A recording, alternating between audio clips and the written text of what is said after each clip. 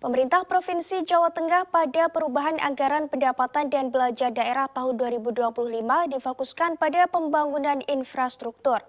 Peningkatan infrastruktur tersebut diharapkan dapat menunjang perekonomian masyarakat Jawa Tengah.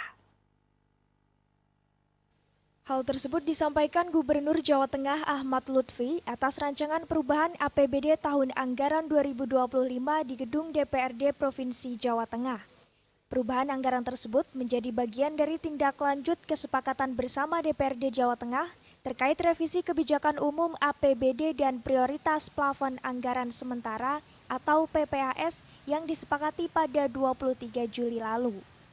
Gubernur Jawa Tengah Ahmad Lutfi menyampaikan, perubahan anggaran tersebut diprioritaskan untuk pembangunan infrastruktur seperti jalan, jembatan teknologi dan data, sekolah, dan penyediaan air untuk petani.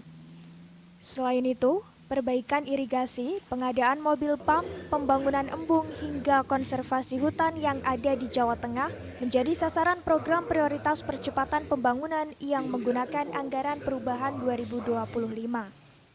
Gubernur menambahkan pihaknya telah menginstruksikan kepada seluruh kabupaten kota untuk bersinergi dan berkomunikasi dengan pemerintah provinsi dalam pembangunan anggaran perubahan.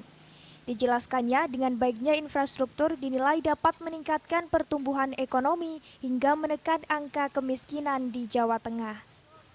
Kita pengen cepat segera diajukan, kalau sudah ada hasilnya ajukan ke Mendagri biar OPD kita bergerak. Tapi fokus untuk rancangan perubahan 2025 adalah infrastruktur untuk satu, peningkatan infrastruktur yang kita lakukan untuk kesejahteraan masyarakat Jawa Tengah.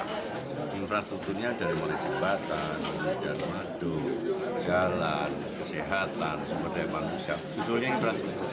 Dan ini sudah kita bagi ke seluruh kabupaten kota yang kita laksanakan.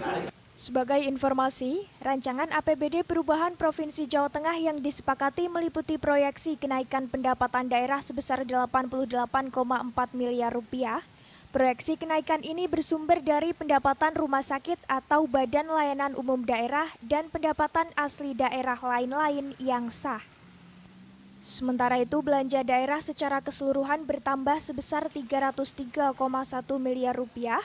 Belanja daerah tersebut digunakan untuk kegiatan prioritas seperti spelling, infrastruktur, pendidikan, penanggulangan kemiskinan, perbaikan RTLH, serta bantuan sosial. Herwibawa, Semarang TV.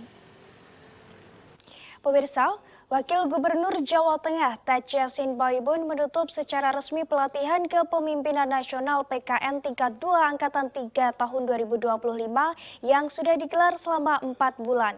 39 peserta yang mengikuti PKN tingkat 2 ini juga dinyatakan lulus.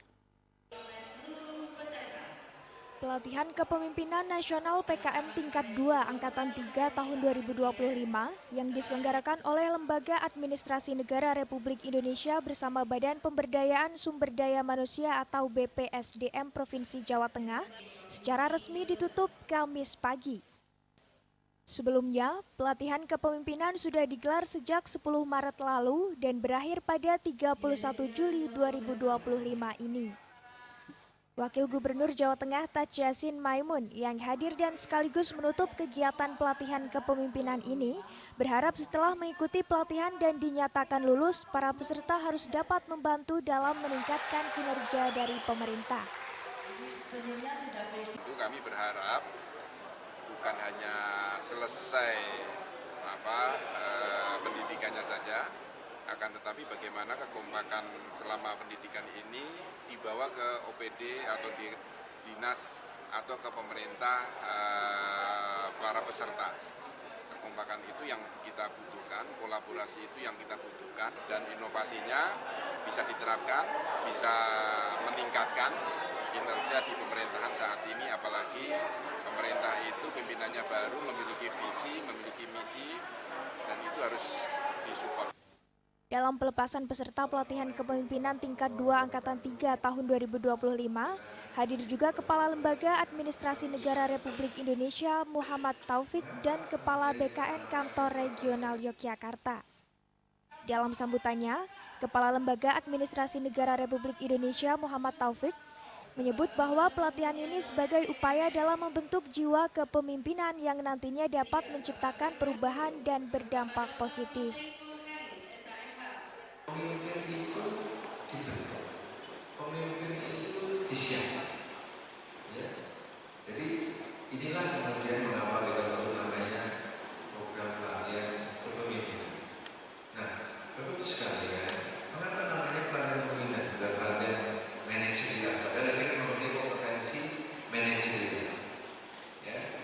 Karena justru ini yang mau kita lakukan mengenai unlocking potensi leadership-nya Bapak Ibu, bukan manajerial shift.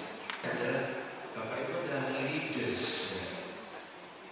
yang tugasnya bukan menjaga rutinitas saja, tapi mendobrak kebutuhan, menciptakan perubahan, menciptakan inovasi, menciptakan sebuah impact.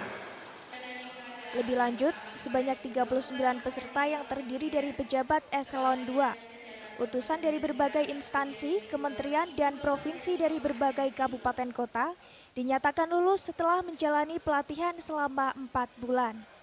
Bahkan 5 peserta mendapat predikat lulus dengan nilai sangat memuaskan. Valentania, Semarang TV.